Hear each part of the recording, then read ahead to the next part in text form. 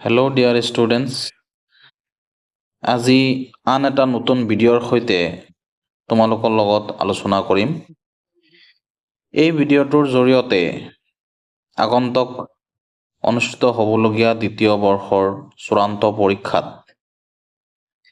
ৰাজনীতি বিজ্ঞান বিষয়ৰ পৰা যিসমূহ প্ৰশ্ন প্ৰয়োজনীয় সেই প্ৰশ্নসমূহ আজি আমি এই ভিডিঅ'টোত আলোচনা কৰিম।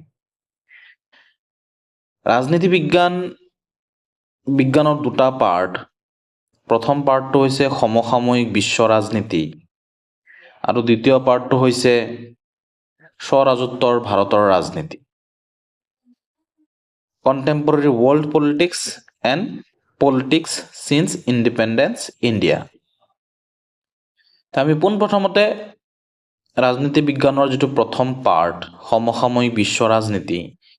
সেই সমসাময়িক বিশ্ব ৰাজনীতিৰ প্ৰথম যি 4টা চেপ্টাৰ, সেই 4টা চেপ্টাৰৰ পৰা কেনেকুৱা ধৰণৰ প্ৰশ্ন আহিব পাৰে, সম্ভাৱনা আছে, সেই বিষয়ে আজি আমি আলোচনা কৰিম।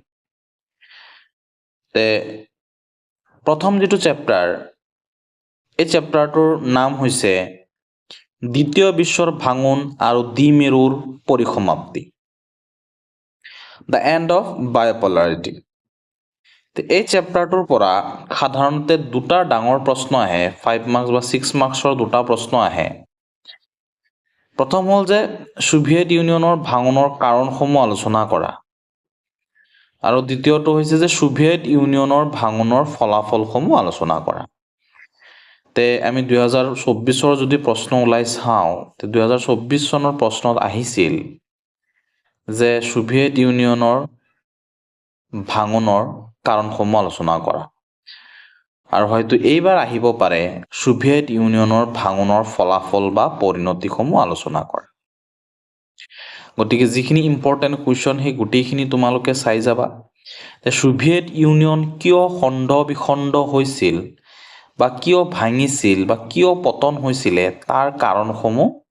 তোমালোকে চাই যাবা। 6 মাৰ্কৰ কাৰণে হওক বা 4 মাৰ্কছৰ কাৰণে হওক, তোমালোকে পইণ্ট ৱাইজত লিখিবলৈ যত্ন কৰিবা, ঠিক আছে। এইটো এটা ইম্পৰ্টেণ্ট প্ৰশ্ন। তাৰপিছত ছোভিয়েট ইউনিয়নৰ ভাঙনৰ ফলাফলসমূহ আলোচনা কৰা। ছোভিয়েট ইউনিয়ন যে ভাঙিছিল, ছোভিয়েট ইউনিয়নক USSR বুলিও জনা যায়, union of Soviet socialist Republic. Soviet union বা USSR যে ভাঙিছিল বা খণ্ড বিখণ্ড হৈছিল, তাৰ পিছত তাৰ ফলাফল বা পৰিণতিসমূহ কি আছিল, সেইখিনি প্ৰশ্ন তোমালোকে চাই যাবা। তাৰপিছত শ্বক থেৰাপি বা আঘাত নিৰাময় কি, বা ইয়াৰ পৰা আৰু শ্বৰ্ট কুৱেশ্যন কিছুমান আহিব পাৰে যে মিখাইল গৰ্বাচেভৰ সংস্কাৰমূলক আঁচনি, দুটাতেও সংস্কাৰমূলক আঁচনি আৰম্ভ কৰিছিল। সেই সংস্কাৰমূলক আঁচনি দুটা কি আছিলে? সেই সংস্কাৰমূলক আঁচনি দুটা আছিলে গ্লাছনষ্ট আৰু পেৰেষ্ট্ৰইকা। এইখিনিও চাই যাবা, ঠিক আছে। এনেকুৱা ধৰণৰ প্ৰশ্ন আহিব পাৰে, ঠিক আছে। তাৰপিছত শ্বৰ্ট কুৱেশ্যনত বহুতখিনি প্ৰশ্ন থাকে, সেইখিনি চাবা তোমালোকে। তাৰপিছত আমি এইটো ভিডিঅ'ত অকল প্ৰশ্নৰ উত্তৰখিনি আমি আলোচনা নকৰোঁ, আমি সেইটো বেলেগকৈ ভিডিঅ' বনাম। আমি জাষ্ট পৰীক্ষাত কেনেকুৱা ধৰণৰ প্ৰশ্ন, সাম্ভাৱ্য প্ৰশ্ন আহিব পৰা সম্ভাৱনা আছে, সেই প্ৰশ্নসমূহ আমি ইয়াত আলোচনা কৰিম। তাৰপিছত আহিব ইয়াৰ দ্বিতীয় চেপ্টাৰটো হৈছে যে ইয়াত পইণ্টবিলাক দিয়া আছে যে ছোভিয়েট ইউনিয়ন কিয় খণ্ড বিখণ্ড হৈছিলে, যে মিখাইল গৰ্বাচেভৰ সংস্কাৰমূলক আঁচনি, সাম্যবাদী দলৰ আধিপত্য, অৰ্থনৈতিক স্থবিৰতা, ঐতিহাসিক কাৰণ, জনসাধাৰণৰ অসন্তুষ্টতা, প্ৰশাসনিক আৰু ৰাজনৈতিক স্থবিৰতা, ঠিক আছে। ইয়াত পইণ্ট ৱাইজত দিয়া আছে, আলোচনা নকৰোঁ, তোমালোকে চাই ল'বা। ছোভিয়েট ইউনিয়ন বা USSRত বিভাজনৰ পৰিণতি সম্পৰ্কে চমুকৈ আলোচনা কৰা, কনচিকুৱেঞ্চেছ অফ, এইটো আমাৰ ফলাফল যিটো আছে, পৰিণতি যিটো আছে, এইটো 2 নম্বৰ কুৱেশ্যনত আছে। ইয়াৰো পইণ্টকেইটা দিয়া আছে, তোমালোকে চাবা। তাৰপিছত আমি ছেকেণ্ড ইউনিটত যাম। ছেকেণ্ড চেপ্টাৰ যিটো আছে সমসাময়িক বিশ্ব ৰাজনীতিৰ, সেইটো হৈছে অৰ্থনৈতিক আৰু ৰাজনৈতিক সমতাৰ বিকল্প কেন্দ্ৰস্থলসমূহ, alternative centres of power. Alternative centres of power যিটো চেপ্টাৰ আছে, এই চেপ্টাৰটো অলপ দীঘলীয়া হয়, তে এই চেপ্টাৰটোৰ পৰা তোমালোকে কেনেকুৱা ধৰণৰ প্ৰশ্ন পঢ়িবা তোমালোকে লাষ্ট 12 ইয়াৰ্ছৰ যদি কুৱেশ্যন তোমালোকে এনালাইজ কৰা তেতিয়াহ'লে তোমালোকে নিজেই ইয়াৰ মানে প্ৰয়োজনীয় প্ৰশ্ন উত্তৰবিলাক বাছি উলিয়াব পাৰিবা তে ইয়াৰ প্ৰথম যেটো ইম্পৰ্টেন্ট কুৱেশ্যন বুলি মই ভাবিছো হেতু হৈছে যে ইউৰোপীয় সংঘ কি ইউৰোপীয় সংঘৰ তিনিটা ক্ষেত্ৰৰ বিষয়ে আলোচনা কৰা ঠিক আছে ইউৰোপীয় ইউনিয়ন যেটো আছে তাৰ তিনিটা এৰিয়া আছে সেই তিনিটা ক্ষেত্ৰৰ বিষয়ে আলোচনা কৰিব দিছে ঠিক আছে এই তিনিটা ক্ষেত্ৰৰ বিষয়ে তোমালোকে চাবা আৰু ইয়াৰ 2024 চনৰ যেটো পৰীক্ষা হৈছিল চূড়ান্ত পৰীক্ষা তাত আহিছিল তোমালোকৰ এছিয়ানৰ ওপৰত আহিছিল এইটো চেপ্টাৰৰ পৰা এছিয়ান কি বা এছিয়ানৰ তিনিটা হেৰি আছিলে স্তম্ভ আছিলে পিলাৰ আছিলে সেই তিনিটা স্তম্ভৰ বিষয়ে 2024 চনত আহি গৈছে তো এবাৰ বিশেষকৈ ইউৰোপীয় সংঘৰ পৰা প্ৰশ্ন অহা সম্ভাৱনা আছে তাৰ পিছত অৰ্থনৈতিক শক্তি হিচাপে চীনৰ উত্থানৰ বিষয়ে আলোচনা কৰা এইটো প্ৰশ্ন খুব দৰকাৰী প্ৰশ্ন আৰু পিৱাইকেত আহি গৈছে বহুতবাৰ আহি গৈছে এই প্ৰশ্নবিলাক ঠিক আছে পঞ্চশীল চুক্তিৰ ওপৰত চাবা পঞ্চশীল চুক্তিত কি আছিলে কাৰ মাজত হৈছিলে ভাৰতৰ জৱাহৰলাল নেহৰু আৰু চীনৰ প্ৰধানমন্ত্ৰী জৌ এন লাইনৰ মাজত পঞ্চশীল চুক্তি হৈছিলে তে তাৰ পাঁচটা চুক্তি আছিলে পাঁচটা নীতি সেই পাঁচটা নীতিক পঞ্চশীল চুক্তি বা পঞ্চশীল নীতি বুলি জনা যায় হেতুৰ ওপৰত চাবা তাৰ পিছত ভাৰত আৰু চীনৰ মাজৰ সম্পৰ্ক ঠিক আছে তে ভাৰত আৰু চীনৰ মাজৰ সম্পৰ্ক কেইবা ধৰণে আহিব পাৰে যেনে ভাৰত আৰু চীনৰ মাজৰ সম্পৰ্ক এটা ডাইৰেক্ট আহিব পাৰে বা ভাৰত আৰু চীনৰ মাজৰ শেহতীয়া সম্পৰ্ক আলোচনা কৰা তেনেকৈ আহিব পাৰে বা ভাৰত আৰু চীনৰ মাজত সহযোগিতামূলক ঠিক আছে কেনেকুৱা ধৰণৰ আহিব পাৰে সম্পৰ্কটো ভাৰত চীন সম্পৰ্ক ইণ্ডো চাইনা সম্পৰ্কটো কেনেকুৱাকৈ আহিব পাৰে ঠিক আছে সংঘাতমূলক যদি আহে সংঘাতমূলক সম্পৰ্ক যদি আহে তোমালোকে কি কৰিবা সংঘাতমূলক মানে বেয়া সম্পৰ্ক ভাৰত আৰু চীনৰ মাজত কি বিষয়ত লৈ মতানৈক্য আছে মতভেদ আছে বা বিবাদ আছে এইটো সংঘাতমূলকত আহিব ঠিক আছে আৰু এটা আহিব পাৰে সহযোগিতামূলক অৰ্থাৎ কি বিষয়ত আমাৰ ভাল সম্পৰ্ক সহযোগিতামূলক ভাৰত আৰু চীনৰ মাজত কি বিষয়ত লৈ সহযোগিতা আছে বা ভাল সম্পৰ্ক স্থাপন হৈছে ভাৰত আৰু চীনৰ মাজত আৰু এটা প্ৰশ্ন আহিব পাৰে যে শেহতীয়া সম্পৰ্ক মানে লাষ্ট 2-3 ইয়াৰ্ছ বা 5 ইয়াৰ্ছৰ যি সম্পৰ্ক আছে সেই সম্পৰ্কত কি মানে ভাল কি বেয়া সেই গোটেইখিনি লিখিব লাগিব তে ভাৰত আৰু চীনৰ সম্পৰ্কটো খুব গুৰুত্বপূৰ্ণ এইটো চেপ্টাৰৰ পৰা এইটো চাবা আৰু সাফটাৰ সম্পূৰ্ণ ৰূপ চাবা সাফটা কি হয় সাফটাৰ মূল উদ্দেশ্য কিয় গঠন হৈছিলে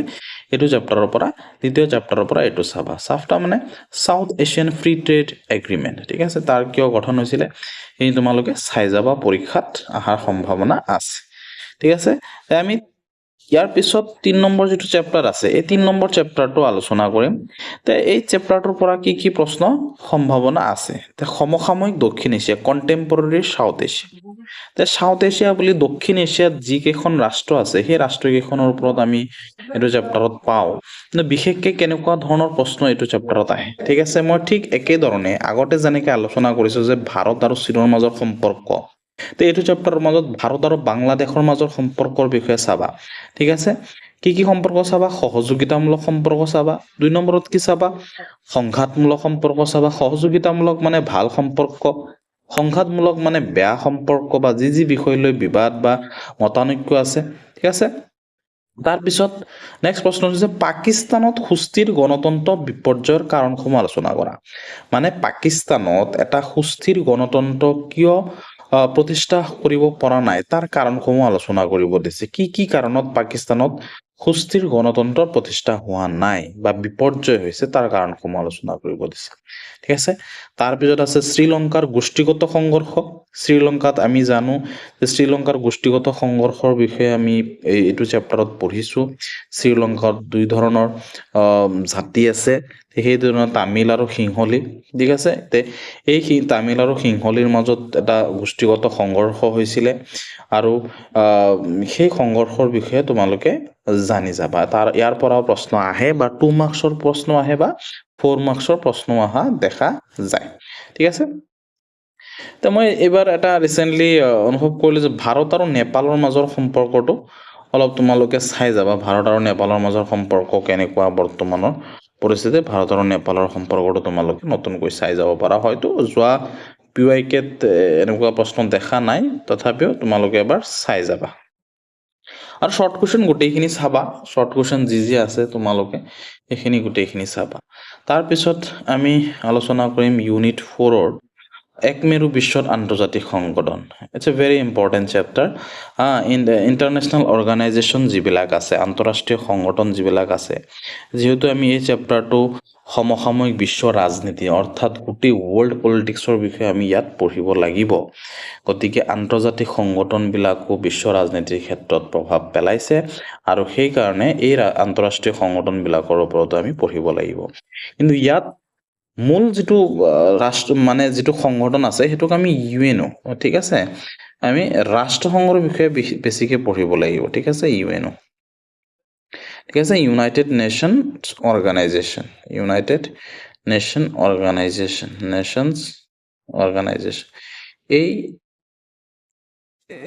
এই যিটো সংগঠন এই সংগঠনটোৰ বিষয়ে আমি পঢ়িব লাগিব ঠিক আছে ইউনাইটেড নেশ্যন অৰ্গেনাইজেশ্যন 1945ত গঠন হৈছিলে এই ৰাষ্ট্ৰসংঘ কি কাৰণত গঠন হৈছিলে ইয়াৰ উদ্দেশ্য কি ইয়াৰ মূল নীতি কি ইয়াৰ অংগকেইটা কি কি ইয়াৰ ওপৰত প্ৰশ্ন আহিব আৰু তাৰ উপৰিও ধৰা ৰাষ্ট্ৰসংঘত পোনপ্ৰথমতে গঠনতে কিমানটা ৰাষ্ট্ৰই স্বাক্ষৰ কৰিছিল 51টা ৰাষ্ট্ৰই স্বাক্ষৰ কৰিছিল বৰ্তমান ৰাষ্ট্ৰসংঘৰ কিমানটা সদস্য ৰাষ্ট্ৰ আছে বৰ্তমান ৰাষ্ট্ৰসংঘৰ সচিব প্ৰধান কোন সেক্ৰেটাৰিয়েট কোন এটো প্ৰশ্ন আহিব পাৰে প্ৰথমটো কোন আছিল লাষ্টৰটো কোন আছিল এনেকুৱা শৰ্ট কোৱেশ্চন বিলাক তোমালোকে চাই যাবা ঠিক আছে তাৰ পিছত ইয়াৰ পৰা আহিব পৰা প্ৰয়োজনীয় প্ৰশ্ন যদি তোমালোকে চোৱা আহিব যে বৰ্তমান বিশ্বৰ পৰিপ্ৰেক্ষিতত ৰাষ্ট্ৰসংঘ এক প্ৰয়োজনীয় আৰু নিখুঁত আন্তঃৰাষ্ট্ৰীয় সংগঠন বুলি ভাবানে যুক্তি দিয়া বা বৰ্তমান বিশ্বৰ ৰাষ্ট্ৰসংঘে শান্তি প্ৰতিষ্ঠাত কিমান দূৰ সফল হৈছে আলোচনা কৰা মানে ৰাষ্ট্ৰসংঘ যেটো আছিলে সেই ৰাষ্ট্ৰসংঘই এটা নিখুঁত আন্তঃৰাষ্ট্ৰীয় সংগঠন নেকি তুমি ভাবানে এটা নিখুঁত আন্তঃৰাষ্ট্ৰীয় সংগঠন তাৰ কাৰণে যুক্তি দিব দিছে বা ৰাষ্ট্ৰসংঘই বিশ্বত শান্তি প্ৰতিষ্ঠাত কিমান দূৰ সফল হৈছে আলোচনা কৰা তেনেকুৱা প্ৰশ্ন আহিব পাৰে ৰাষ্ট্ৰসংঘৰ পুনৰ গঠন আৰু ভৱিষ্যত সম্পৰ্কে প্ৰশ্ন আহিব পাৰে কি দলযুদ্ধৰ পিছত আৰু এটা কথা কৈ দিও তোমালোকৰ এইবাৰ এটো চেপ্টাৰ কাটিছে এটা চেপ্টাৰ আছিল যাৰ নাম আছিল কোল্ড ওয়াৰ অৰ্থাৎ শীতল যুদ্ধ এটা ইম্পৰ্টেন্ট চেপ্টাৰ আছিল কাৰণ তোমালোকৰ বাকি চেপ্টাৰ বিলাক বুজিবলৈ হলে তোমালোকৰ এই চেপ্টাৰটো জনাটো দৰকাৰ হলেও যেহেতু দিয়া নাই তেতিয়া হলে আমাৰ ইমান প্ৰয়োজন নাই বৰ্তমানৰ কাৰণে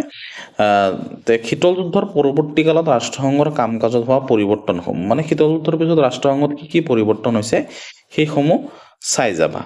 মানৱ অধিকাৰ প্ৰহৰী এমনেষ্টি ইণ্টাৰনেশ্যনেল এইবিলাক হৈছে বেচৰকাৰী সংস্থা মানৱ অধিকাৰ সংস্থা হিউম্যান ৰাইটস ওয়াচ বা এমনেষ্টি ইণ্টাৰনেশ্যনেল এইকেইটাৰ ওপৰতো আহে কুৱেশ্যন আহে তাৰ পিছত ৰাষ্ট্ৰসংঘৰ কিছুমান অভিকৰণ আছে যেনেকৈ IMF ইণ্টাৰনেশ্যনেল মনিটাৰী ফাণ্ড তাৰ পিছত WTO World Trade Organization World Bank ঠিক আছে তাৰপিছত ILO International Labour Organization এইবিলাকৰ ওপৰতো প্ৰশ্ন আহে ঠিক আছে IMF WTO ৰ ওপৰত বিশ্ব বেংকৰ ওপৰত প্ৰশ্ন আহি গৈছে বিশ্ব বেংক কেতিয়া গঠন হৈছিল ইয়াৰ কাৰ্যবালী কি ঠিক আছে তা IMF কি হয় IMF ৰ সচিব প্ৰধান কোন হয় এনেকুৱা ধৰণৰ প্ৰশ্ন আহিব গতিকে এই ভিডিঅ'টোৰ জৰিয়তে পৰীক্ষাত কেনেকুৱা ধৰণৰ প্ৰশ্ন আহিব পাৰে সম্ভাৱনা আছে বা অলৰেডি PYK আহিছে তে সেইখিনি আমি কথা আলোচনা কৰিলো আশা কৰো ভিডিঅ'টো তোমালোকৰ কাৰণে ফলপ্ৰসূ হ'ব আৰু তোমালোকে ইয়াৰ উপৰিও শৰ্ট কোৱেশ্চন বিলাক 2 মাৰ্কছৰ কাৰণে তোমালোকে পঢ়িবা মই ব্ৰড কোৱেশ্চনক কেন্দ্ৰ কৰিহে মই ভিডিঅ'টো বনাইছো তে এইখিনি আছিল আজিৰ ক্লাছটো তে ধন্যবাদ